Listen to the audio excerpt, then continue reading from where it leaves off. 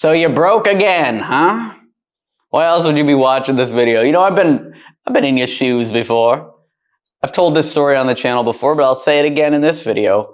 My lowest point, I went from a $10 million paper net worth to a negative $40,000 real net worth after our company that was making $1 million a month imploded in less than 30 days due to production issues, due to mental health issues from one of the other founders. It's bad. It's really bad. But what do you do when you have lost it all? What do you do when you go broke? And how do you build it back? How do you build it back? Let's talk about that in today's video. Smash that like button because this is YouTube. Woohoo! All right, let's go. What do you do when you go broke? Number one is you have to understand why you went broke. It's time for a little bit of self-reflection. For me, when I was sitting there in my parents' basement, $40,000 in debt, it was time for me to take an honest look at my situation.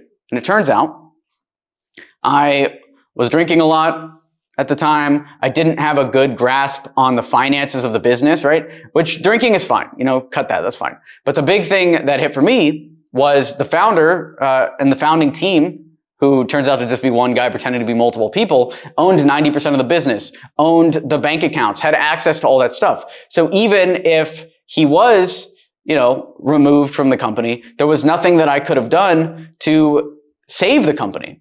Those clients, I didn't have client lists. I didn't have access to bank accounts. Clients were hounding me for refunds. Part of the reason I went so into debt was because I would just pay people. Like someone was like, this company owes us $2,000. You didn't fulfill your contract. And then they would, you know, threaten to say bad things about me personally. And I just sent them $2K, you know, like to get rid of them. But that's the big thing I learned is if you're running a business, especially if you're owning the business, you need to control or have access to the finances. You need to understand what the spending is like. You need to understand if the product's getting delivered properly. You don't want to be running a scam. You need to use your influence to get the founder to work if he's not working. That's what I learned. That's the main thing during my introspective period when I lost it all. What I learned that you can't trust other people to do the right thing. You really can't. You need to keep an eye on the finances. You need to keep an eye on the other people. And it's kind of it's kind of like locking each other in jail, but it's also for the best. Another good thing that I took away from that is vesting periods on shares. So right now we're mid-negotiation with, or this deal's probably closed by the time I talk about it, but we're in mid-negotiation right now for a startup that we're a part of. And we're talking about vesting periods on the stock.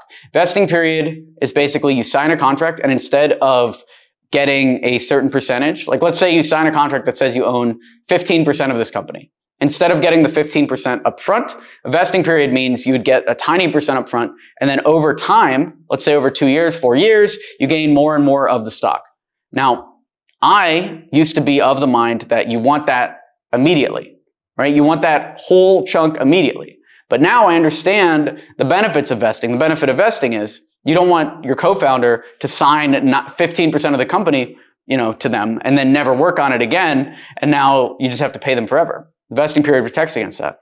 And it also helps you get stuck in jail a little bit with each other, right? Because now you are accountable to your co-founders as well. You know, if I don't do the work on this company, I don't get the stock. Similar to if they don't do the work, they don't get the stock. So now both of us are committed to doing the work long term for over 2 years, which is more than enough to grow a startup to a point that it's unstoppable and it's sellable. So I actually love that now. The accountability, all that sort of stuff. So what do you do when you go broke? You think about why it happened, be as honest as possible. And then next part is you make a plan to put it back together.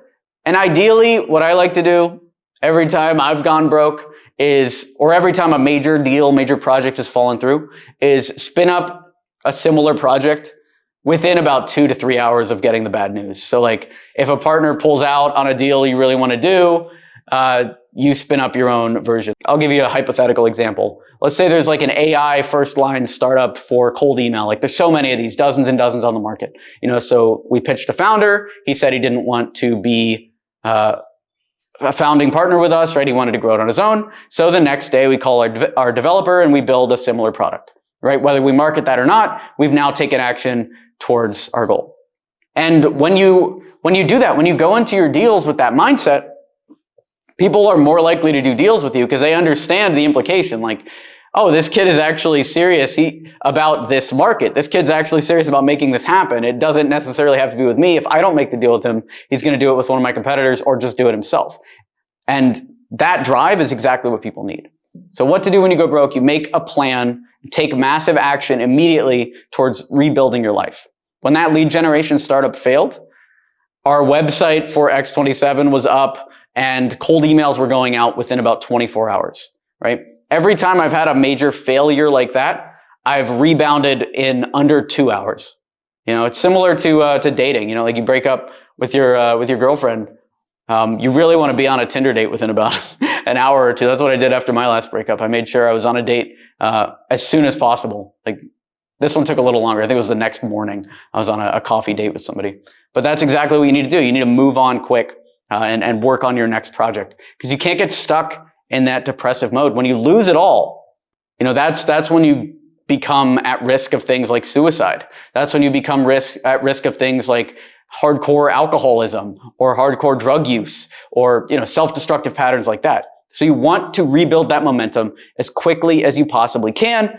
And part of that is just taking massive action, whether that's spinning up a Squarespace page or spinning up a cold email campaign, spending $2,000 on Facebook ads, whatever you got to do to get that momentum going and move on from the failure as quickly as possible. And then the third thing is live frugally while you rebuild your finances. Live way below your means.